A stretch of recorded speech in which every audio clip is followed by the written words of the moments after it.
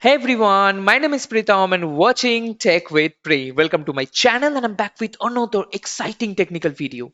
And this is the fifth video of our newly created technical series, ServiceNow Developer.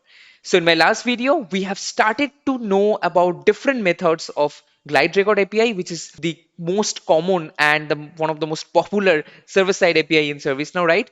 I've already discussed about what is GlideRecord and how it works, why we need GlideRecord, all these things in my previous videos. So again, all the links will be there in the description.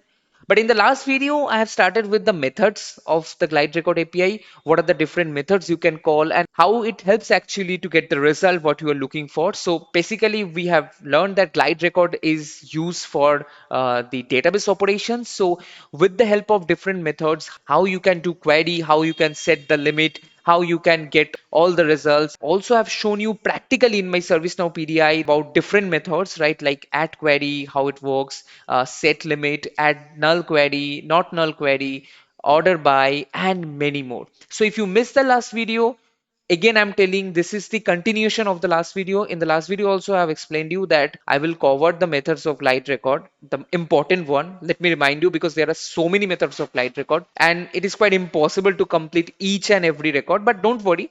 Like I said, I'm going to discuss all the most important one. But again, you can learn all of the methods which are available for the GlideRecord API. And today, at the end of the video, I'll show you how you can do that. So make sure you watch the video and also the last video to clear other methods that I've discussed. And today we will continue from that and we will learn about new method. Okay. So let's go to my PDI and let's start the class. All right, so I'm in my ServiceNow developer instance. And again, guys, make sure you are following me while practicing in the developer instance. That really gonna help you a lot, right? To clear the concept. If you're just watching my video, that won't help you. You have to practice it, right? All right, so I'll go to the background script, which is already saved in my favorites. Here we go. We got the black screen and quickly I'll write a few lines of code that already have explained, how to get some record or stuff like that. I want to start with some exciting concept. Okay. All right. So I've written a few lines of code which you already know. So here I'm doing the glide record for the incident table. So I want to see all the record where priority is one. So that's add query method. Then I query, execute the query, and then I'm checking. Then I was going with all the records and printing the numbers of it. So if I run the script, you know that I'll get all the records, right? Now, what happens if I don't need to print all the record or if I don't need to use all the record, right? All I need to do is like to check in the database whether there is a record exist where the priority is one. Then what we'll do?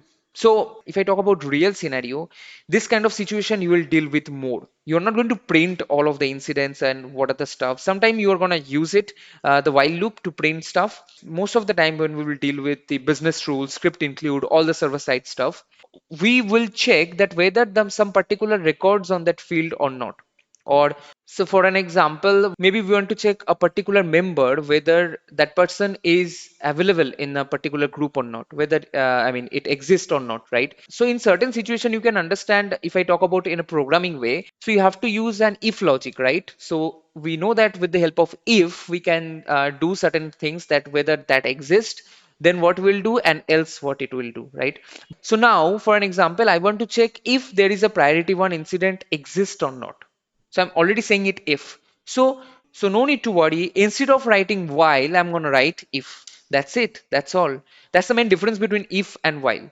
While we use while when we are trying to do looping, when we want to print something or iterate on each and every values, more than one values if you are dealing with, then we'll go with the while loop. Other than that, we can use if to check whether a record exists or not. And actually it checks. So now if I run the query, you will see the funny thing. It will show me only one incident, but we know there are more than one incident for priority one. But database picks up any one record. Why? Because I'm using if here, not while. So it is not iterating with all the records. It is picking up any record just to show you that yes, the record exists. Okay. But when we are going to use if, we don't need to print anything. So it's just checking the condition. So suppose if gr.next, if any record exists, so then for an example, I want to print something. So just to show you. So gs.info. So I'm not doing any complex things, but make sure you watch the full video. We are going to use that if concept, if gr.next, and we are going to update database value. Okay. So let's see quickly. it exists, maybe something like that. Okay, again. Okay, and then if I'm going to run the script, you see it exists. It comes to the if part because there is record exist. Okay, so there is a method called hasNext that only returns a boolean value. So hasNext, it checks that whether it's there or not, whether the next value is available or not. So true or false, boolean. That's it. For an example, if I just run now, it will give me the right result because it's true, but it never displays any record from the table. So for an example, if I just try to print gr.number, previously when we use the next method with if, we have seen that it get, so the database generates any random record which contains the priority one, right? So if I just run script, you see nothing is coming here because hasNext method only returns boolean. You can see it's only return boolean. So again, we can use this to check any condition, whether that exists or not, true or false. Okay. Okay, now we are going to see very interesting thing. Now we will see how we can create a new record through background script. Okay. With the help of background script, we are going to create a brand new incident. So I'll open the incident table so that you can see that. So right now, this is the kind of records we have 64. I'm going to create a new record. So how you are going to create a new record? So there are a few ways to create it. So I will just remove it. So in the incident table only, I'm going to create the record. And to do that, first method that we are going to use, that's the initialize method. So the initialize method is actually creates a blank record so that you can put the value and insert the record in the database. So it's like a blank canvas where you can paint, right? So just a white paper, something like that. So gr.initialize is an important one. We have to put the value of the fields, right? So now we know that we have two mandatory fields in our incident table, that is the caller and short description. So we're going to put gr.caller name, that's the value, that's the field name, and the value will be maybe able tutor, the most common one, and gr dot short description, because again these two are the common one, short description. And here I can put the short description like this is a test incident. Okay, that's it. And at the end, all I need to do is insert. Once I done, I can add more values to the fields. But once I done, I will just type gr.insert, and that will help me to insert the record into the database.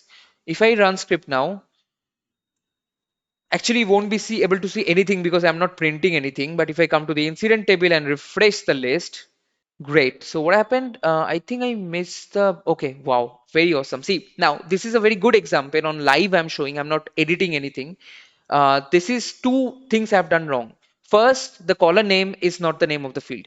The field name of the caller is the caller ID. So if you type something wrong, then definitely it won't insert, right? So I'll type caller ID, and the spelling of short description I've written something very funny. So I will change it.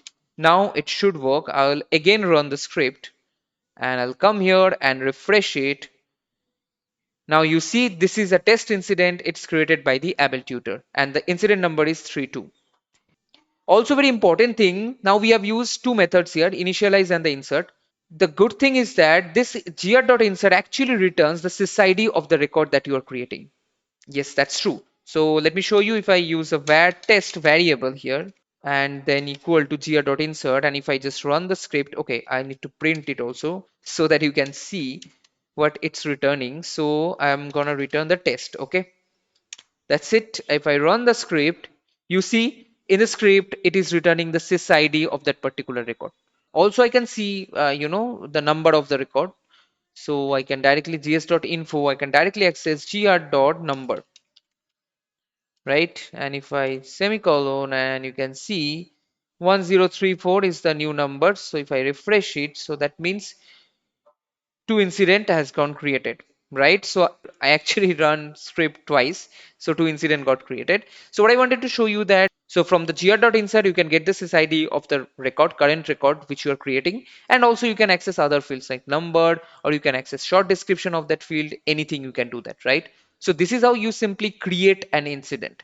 And there would be so many cases in future when we'll deal with business rules, script include, all other different server-side scripting. We would need to create incidents like that, or create not incident particularly, because this is I'm doing in the incident table. That's why I'm telling incident, but we will do it in a different table to insert a record, right? All right. So this is the insertion of a record. Now, after the insertion, next thing comes, it's the update. How I can update the record. So I will just remove all this line. So I'll write gr.addQuery. Maybe I'll write here where the short description contains test. Okay, that would fine. That would help me. Test. Okay. All the short description which contains test. That means all the three record here. Now that for what we do actually, if gr.next, now we are going to use if gr.next. So if any record found where short description contains test, then what I'm going to do is that then gr.short description will become TechWithPri. Okay, let's do that. And very importantly, I need to write this gr.update that will update the incident. So if I run the script, now you see we have three test incident. Okay, if I refresh it, you see now we have two incident and one of them become take with pre. But what we expected is all of them, right? All of them should become take with pre. So why one record is updated? Because this gr.update method can update a single record at a time. So now if I run the script again, and if I come here and if I refresh it, you see another record would get updated. You see now both of them updated to take with free. And now again, if I run it, then the rest of the record, I mean like other record will get updated. So now that's not the correct way, right? So how we can update together this three record with the help of scripting? So all we need to do, we need to use another method. It's very similar to update. So update multiple. That's it. That's the method name, update multiple. So instead of take with free, this time I'll write maybe ServiceNow Developer. Okay, that's it. Now if I run the script, so if I refresh the list, nothing is updated. Why it's that? Okay, because it's still searching for it contains test. So there is nothing which contains test actually. So I will change it to take with pre. So it will search all the records which contains take with pre and update it to software developer. Sorry, ServiceNow developer. So run the script.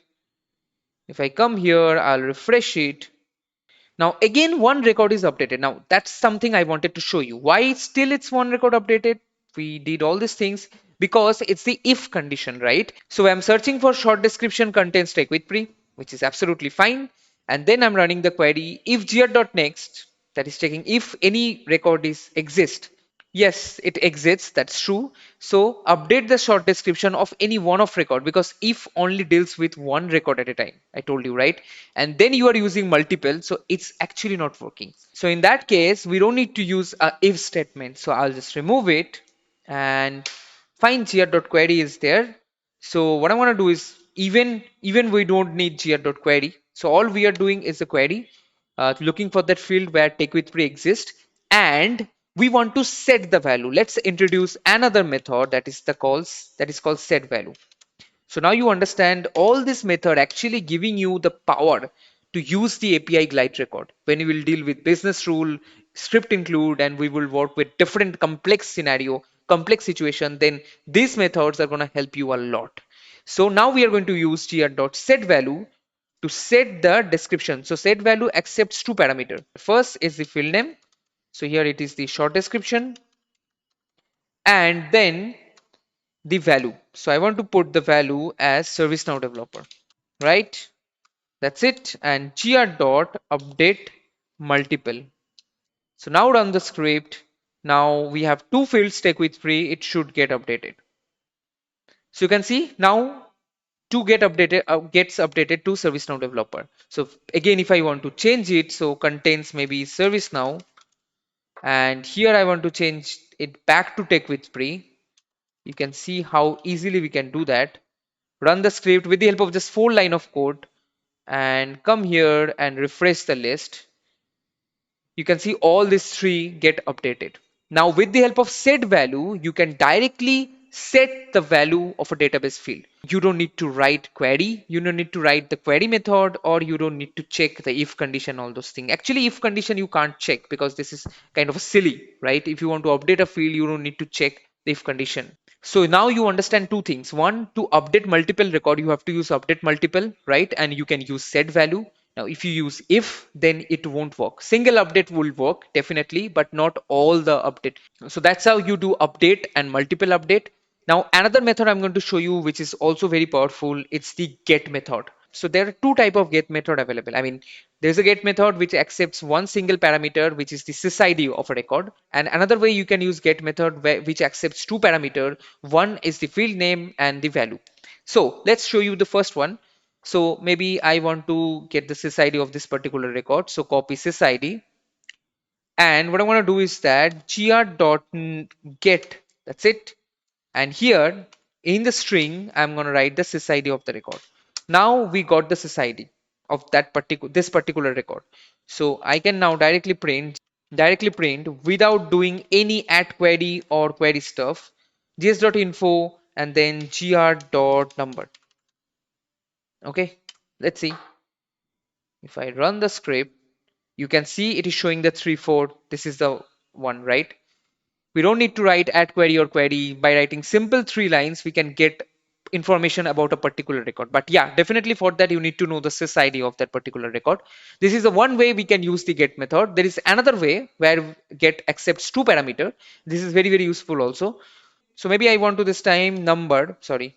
So in the get, I will write first the field name, that is the number, where the number is this one. Okay. And I want to print the short description this time. Short description. And if I run the script, okay, sorry, it has to be in a string, right? Now you can see the short description is printing TechWithPri.